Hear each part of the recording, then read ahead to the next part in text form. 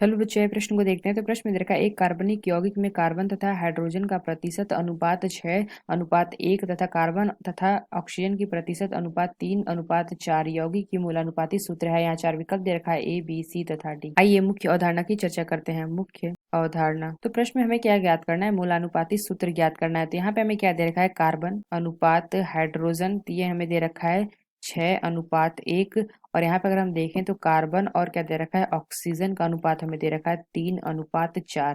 तो यहाँ पे अगर हम देखें तो यहाँ पे हमारा कार्बन का कितना है? 6 है। और यहाँ पे अगर कार्बन का देखें तो 3 है। तो यहाँ पे हमारा क्या होगा? कार्बन का तो हमारा सेम होगा, इसलिए हम क्या करेंगे? दोनों में 2 का गुणा कर देंगे। तो ये हमारा क्या आ जाएगा? कार्बन ऑक्सीजन बराबर आ जाएगा 6:8। इसको हम मान लेते हैं समीकरण 1 और इसको हम मान लेते हैं समीकरण 2। तो यहाँ से अगर हम देखें तो हमारा क्या दे रखा है? Carbon hydrogen oxygen. तो यहाँ देखेंगे तो हमारा क्या आ जाएगा? अनुपात क्या क्या हो जाएगा? तो कार्बन का हमारा 6 दे रखा है, और अगर हम देखें तो हाइड्रोजन का 1 दे रखा है, और यहाँ पे अगर हम देखें तो ऑक्सीजन का कितना दे रखा है? O का 8। तो हमारा हो जाएगा 8। तो हम क्या निकालेंगे? कार्बन के यानी कि C के मोल बराबर हमारा आ जाएगा 6/12। तो यहाँ से अगर हम देखें 6/12, ये हमारा हो जाएगा 0.5 मोल। तो यहाँ पे हमने देखा कार्बन के मोल हमारे कितने आ गए? 0.5 मोल। और अगर हम देखें यहाँ पे हाइड्रोजन का निकाले तो हाइड्रोजन के मोल तो बराबर हमारा क्या देखें? अगर हम देखें यहाँ पे अगर हाइड्रोजन दे रखा है तो हाइड्रोजन का हमें क्या दे रखा है? 1।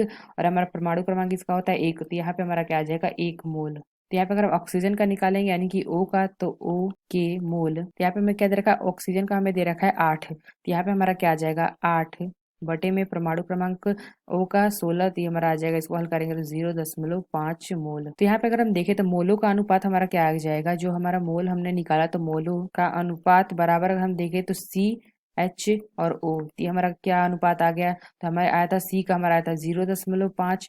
और यहाँ पे अगर हम देखें तो हाइड्रोजन का 1 आया था अनुपात। अगर हम देखें O का तो हमें क्या है? 0.5 मोल आया है। तो यानी हम क्या कह सकते हैं? यहाँ पे 0.5, तो इसको हम क्या करते हैं? 2 से गुणा कर देंगे। तो ये हमारा हो जाएगा 2 और यह हो जाएगा 1। तो यहाँ पे हमने क्या किया? जैसे कि अगर हम देखें तो 0.5 आया है, अनुपात 1 अनुपात 0.5। तो यहाँ पे हमारा क्या आ जाएगा? 1/2 है, और यहाँ पे 1 है, और यहाँ पे भी है 1/2। तो यहाँ से अगर हम देखें 2 का गुणा करेंगे तो हमारे 2 से 2 कट जाएगा, तो हमारा आ जाएगा 1 अनुपात, और यहाँ पे हमारे 1 2 गुणे 1 हो जाएगा, तो ये 2। और यहाँ पे अगर देख 2 से 2 कट जाएगा तो हमारा आ जाएगा 1। तो यहाँ पे हमने वही लिखा है 1:2:1। तो हमने क्या देखा? जो हमारा C है ये हमारा 1 आया है, यानी कि अगर हम लिख लेते हैं हमारा कार्बन हो गया। और यहाँ पे H अगर हम देखें तो हमारा H का अनुपात 2 आया है, यानी कि हमारा 2 हाइड्रोजन होगा, यानी कि यहाँ पे हमारा आ जाएगा H2। और यहाँ पे अगर हम देखें तो ऑक्सीजन का 1 आया है, यानी कि हमारा 1 O होगा। तो ये हमारा क्या आ गया? मूलानुपाती सूत्र। मूलानुपाती सूत्र यानी कि CH2O। आइए अपना विकल्प देखते हैं कौन सा विकल्प सही है। तो अगर हम देखें तो जो हमारा डी विकल्प दे रखा है CH2O, तो यह विकल्प हमारा सही होगा। तो आशा करते हैं आपको समझ में आया होगा। धन्यवाद।